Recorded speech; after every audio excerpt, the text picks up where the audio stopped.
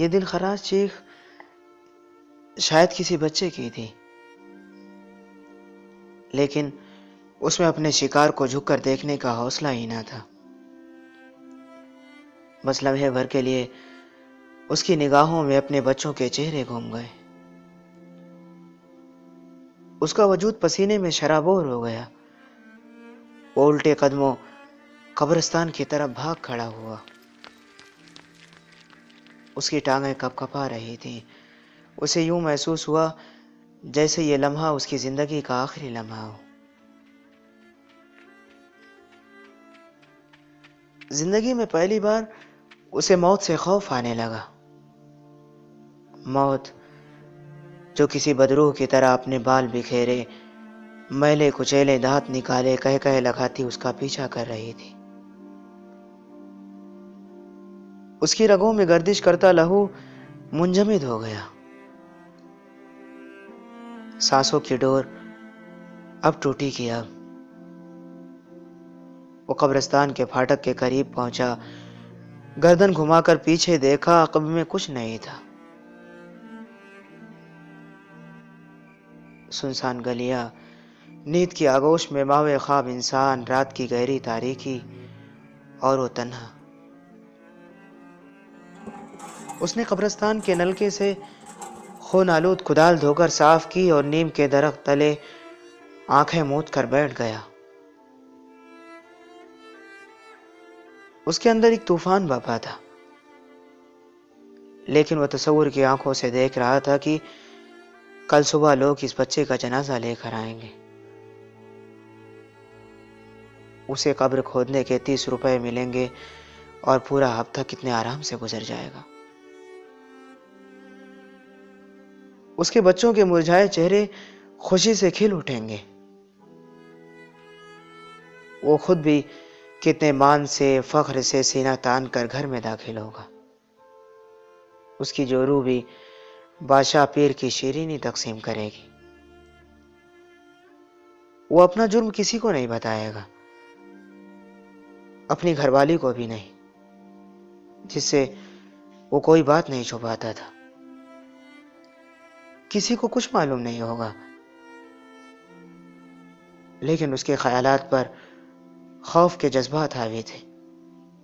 اگر وہ پکڑا گیا تو اسے عمر قید کی سزا تو ضرور ہوگی۔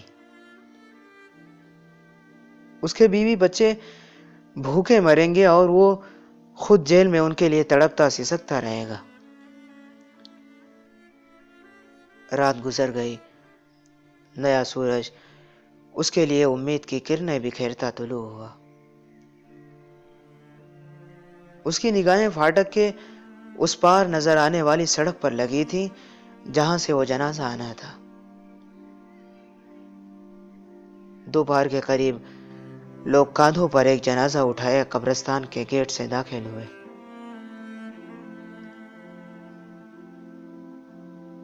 جنازہ واقعی کسی بچے کا ہی تھا، لیکن جنازے میں شامل کسی شخص کی آنکھوں میں نمی نہیں تھی۔ کسی کے چہرے پر دکھ کا خفیف سا نشان تک نہ تھا، جو عموماً کسی پیارے کی جدائی پر چہرے سے نمایاں ہوتا ہے۔ وہ سب ایسے آئے تھے جیسے محض کوئی فرض ادا کرنے آئے ہوں، جس میں انہیں مطلق کوئی دلچسپی نہ ہو۔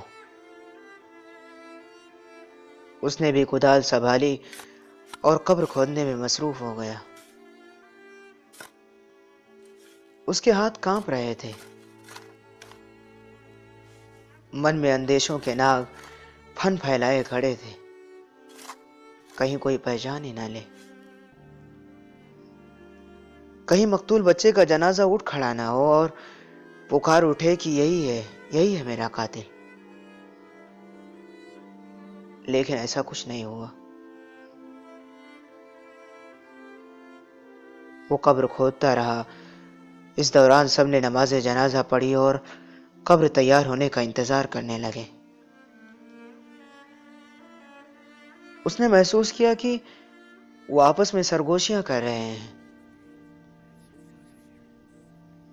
اس نے کان لگا کر سننے کی کوشش کی، لیکن آواز جیسے کہیں دور سے آ رہی تھی۔ اس نے سنا خدا جانے کس بد نصیب گھرانے کا بچہ ہے۔ اس معصوم کی کسی سے کیا دشمنی ہو سکتی ہے؟ کون ظالم تھا جسے لمحے بھر کے لیے بھی اس معصوم پر رحم نہ آیا؟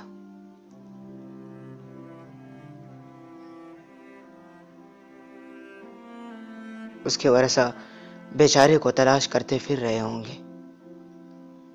نہ جانے کون ہے، کہاں کا رہنے والا ہے۔ اتنی تلاش کے باوجود بیچارے کے ورثہ کا کوئی سراغ نہیں ملا۔ وہ ان سب باتوں سے انجان بنا قبر کھودتا رہا۔ قبر کھود کر تیار ہو گئی۔ لوگوں نے ہاتھوں پر سفید کفن میں لپٹی میت اٹھائی۔ اس نے دیکھا کہ کفن پر خون کے دھبے لگے ہوئے تھے۔ جانے کیوں اس کی آنکھیں نم ہو گئی۔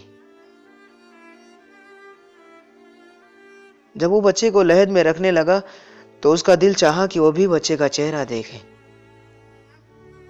لوگوں کے کندھوں کے اوپر سے جھک کر وہ نیچے دیکھنے لگا، اور پھر وہ جیسے گھٹا ٹوپ اندھیروں کی عمیق گہرائیوں میں ڈوبتا چلا گیا۔ اس کے نس نس میں تاریکیاں سما گئی۔ موت کا زہریلا، کڑوا، کسیلا ذائقہ اس کے حلق میں گھلنے لگا۔ گھر واپسی پر راستے میں کئی بار وہ ٹریفک کی زد میں آتے آتے بچا۔ مٹھی میں 10 روپے کے 3 نئے نکورے ہرے ہرے نوٹ، مگر دوسرا ہاتھ آج کدال سے خالی تھا۔ اسے اپنا وجود بے حد بھاری محسوس ہو رہا تھا۔ جب وہ اپنے گلی میں داخل ہوا تو اپنی بیوی کو گھر کے باہر دروازے پر اپنے انتظار میں بیٹھے دیکھا۔ اس کی آنکھوں میں آنسو جھلملا رہے تھے۔ اسے آتا دیکھ کر وہ کھڑی ہو گئی، لیکن وہ اسی طرح ڈگمگاتے قدموں سے گھر کے اندر داخل ہو گیا۔ اس کی بیوی اس کے پیچھے دوڑتی چلی آئی اور سامنے آ کر بلک پڑی۔ منا رات سے تمہاری تلاش میں نکلا ہوا ہے۔ میں نے بہت روکا مگر مانا ہی نہیں۔ کہنے لگا دیکھوں تو بابا کو پیسے ملے کہ نہیں۔ وہ تمہارے پاس پہنچا کہ نہیں؟ وہ خاموش تھا، موت کی طرح۔ تم بولتے کیوں نہیں؟ کیوں نہیں بولتے؟ تم رو کیوں رہے ہو؟ کیوں رو رہے ہو تم کچھ بتاتے کیوں نہیں؟ اس کی بیوی پاگلوں کی طرح دھاڑے مار کر رونے لگی۔ دونوں بچے حیرانی سے اپنے ماں باپ کو دیکھ رہے تھے، اور وہ ایسے مجرم کی طرح سر جھکائے کھڑا تھا جس میں اقبال جرم کا حوصلہ نہ ہو۔ میرا منا کہاں ہے؟ اس کی بیوی نے اسے جھنجھوڑا۔ کوئی جواب دینے کے بجائے اس نے اپنی مٹھی سے 30 روپے نکالے اور اپنی بیوی کے پھیلے ہاتھوں پر رکھ دیے، اور خود اپنے چھوٹے بیٹے کو چھاتی سے لگا کر بچوں کی طرح پھوٹ پھوٹ کر رو دیا۔